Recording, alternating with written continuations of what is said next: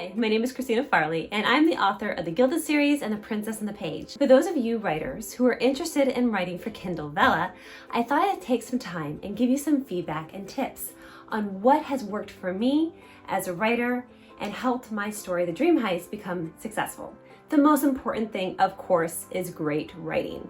You can't get around that. You need to have great writing that the readers are going to be sucked into your world and be totally invested. But one of the things I think that does help is providing the reader a clear concept of what your story is about. When you're developing the pitch for your story, you need to make sure that it's concise and it's clear and it speaks to the premise of your story. I find a high concept story works best for Kindle Vella because they're short bursts of fiction, and it also is helpful to have characters that are engaging and real because you want your readers to come back to the story week after week because they're loving the characters and they want to spend time in your world.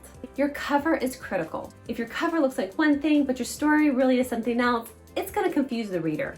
So you need to have a cover that's captivating, that speaks to the premise, and draws the reader in. That goes the same for your title.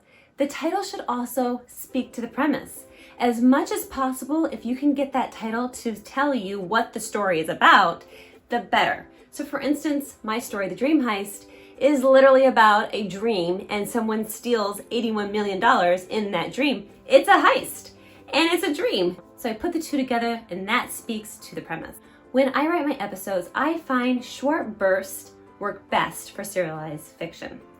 This is a personal thing. Every writer is different and every story is different. So this is a pretty wide generalization. You have to keep that in mind. But I find between 1,200 and 2,500 is a sweet spot for me as a writer. It gives me a chance to bring out a whole scene, but yet still leave that scene on a cliffhanger, which takes me into the next tip, and that is to end with cliffhangers. Now, readers sometimes will hate you for this, but they will want to come back and read more when you leave them on a cliffhanger.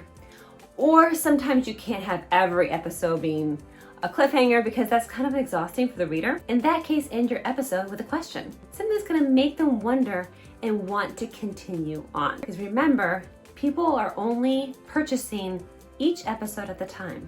So if you're not delivering a story that's compelling, that's interesting, with great characters, readers are gonna be like, so yeah, we're on to the next story because there's like over 10,000 stories on Kindle Vella. What are you doing to make people want to keep reading? Use your author notes. I love the author notes because they are the way that I can reach my readers and I can connect with them. And as a writer, I'm writing for them. I'm writing for myself, but I'm also writing for them. I want them to be entertained. I want them to have fun. I want them to escape when things are bad. I want them to know they can come to my stories. They can see that things are gonna be okay with my characters. They're gonna go through difficult times. And maybe that's gonna be a reflection on their own lives too. And so my author notes are a great way for me to do that. I get a chance to tell them my inspiration for the episode. I tell them the research, because there's tons of research in Dream Heist. I get to share with them some thoughts and feelings I have as I'm going through this journey, because I'm writing these episodes one at a time. Biggest takeaway about the author notes is that it's a conversation. Yes, it feels like it's one way sometimes, but it's not, because there's a way for you to put your social media in there. That way readers can reach out to me and tell me their thoughts. If I have a question, I can ask them. They can respond to me through social media, and they do. And you know what? That's really cool. I love that. And having that conversation is something I never have been able to have with my printed novels. Use your dashboard. That dashboard is like a mine of gems. I love it because right away I can see what is happening with my episodes. I can see how many people are reading the episodes. I can see how far they read. Where do they stop as they're reading? And then I can go back and look, well, why do they stop there? Is there something about the story that's keeping them from reading, or they're losing interest, or maybe it's a natural pause? That's something I can look at and use that data to help me drive my own writing as I'm going along. I also recommend looking at those first 4 episodes, and I think it's key, is episode 3 to 4. Now, episode 1, you're gonna get a lot of traffic. A lot of people checking out your story. And I like to think of it as like speed dating, right? People are reading your first episode, they're like, this is not really my style. Or maybe like, oh, we love this. This is exactly the way I like to read. And so when they go from episode 1 to episode 2, you know you're on track. If they go from episode 2 to 3, you're doing good still. The key is, will they go from episode 3 to 4? Because 1, 2, and 3, as you know, are free. Episode 4, they start paying, and they start using those tokens. Does your story have value to them to pay for that next episode? Once they get to episode 4, you want lifetime readers. You want them reading the whole rest of the story. And if you can see they're reading the whole rest of the story, then you know you did the right thing. Now, if for instance, you're finding that readers are not reading past episode 1, or they're not reading past episode 3, that means there's a problem with your story. And that sucks. I mean, that's not fun to hear, but it's a reality. It means there's something with the writing or the premise that's not working. But there's no reason to panic over that, because that's the beauty of Kindle Vella. You can go back and revise the episode and make it work and find out the problems and then use your data to see if it's working. You can't do that in a printed book.